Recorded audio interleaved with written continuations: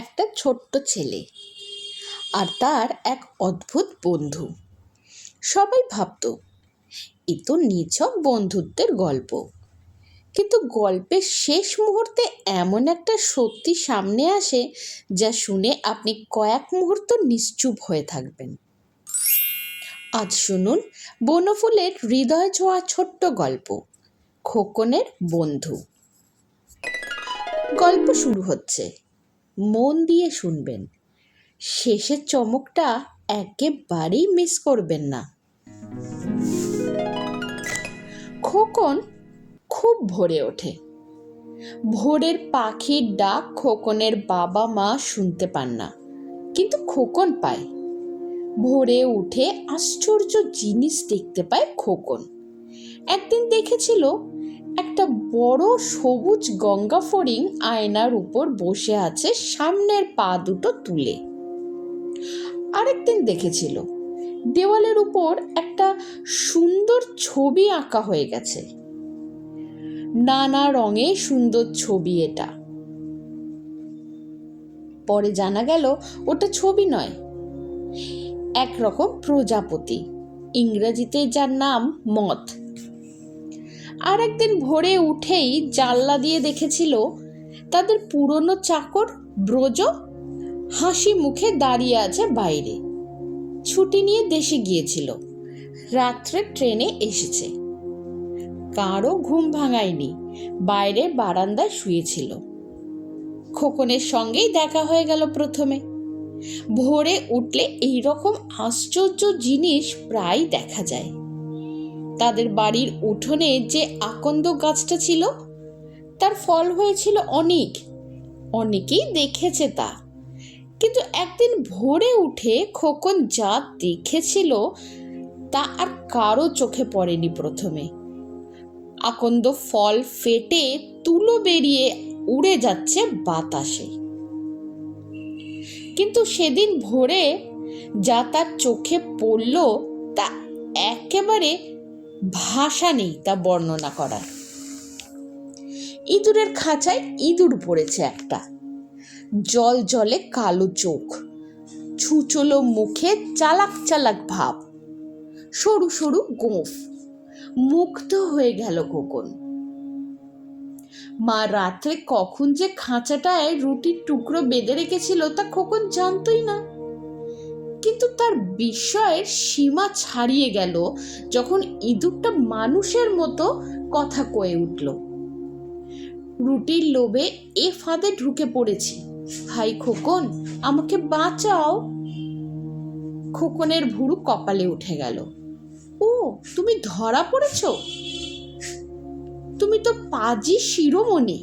খাবার চুরি করে নিয়ে পালাও, বই খাতা বালিশ কুচি কুচি করো, দেওয়ালে ক্রমাগত গর্ত করে চলেছ। তোমাকে বাঁচাবো? মা উঠেই তোমাকে জলে চুবিয়ে মারবে, সেই হবে তোমার উচিত শাস্তি। ইঁদুর পিছনের দিকে লেজটি খাড়া করে উবু হয়ে বসলো। তারপর হাত দুটি জোর করে বলল, ভাই খোকন, বাংলাদেশে তুমি তো সেরা লোক।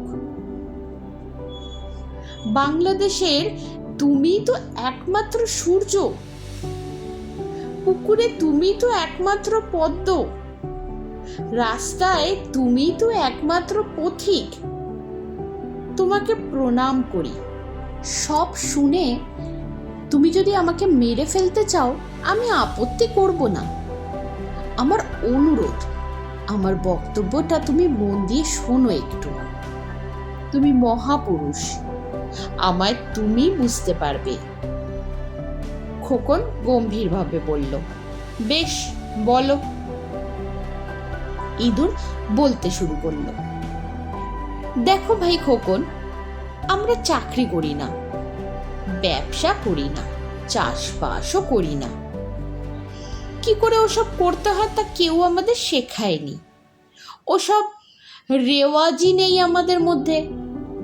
কিন্তু তবু আমাদের খেতে হবে, বাঁচতে হবে, আমাদের বাচ্চা কাচ্চাদের মানুষ করতে হবে।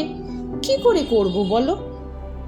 তাই আমাদের দিন রাত ওই এক চিন্তা, কোথায় কি সংগ্রহ করব, যেখান থেকে যা পাই মুখে করে তুলে আনি, কিংবা বসে বসে খেয়ে ফেলি।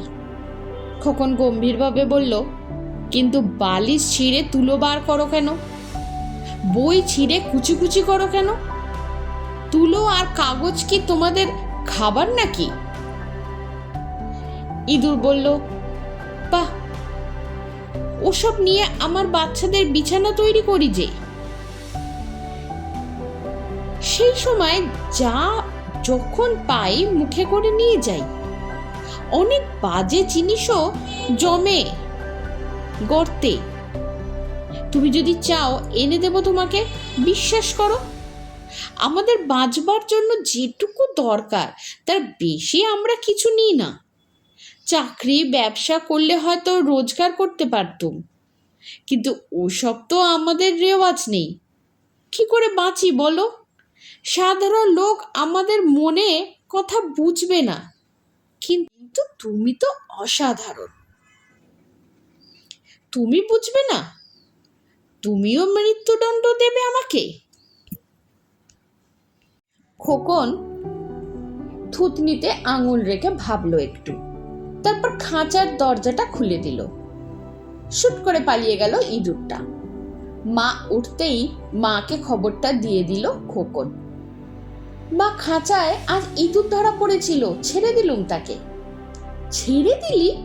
সে কি রে, মতিভ্রম হয়েছে নাকি তোর?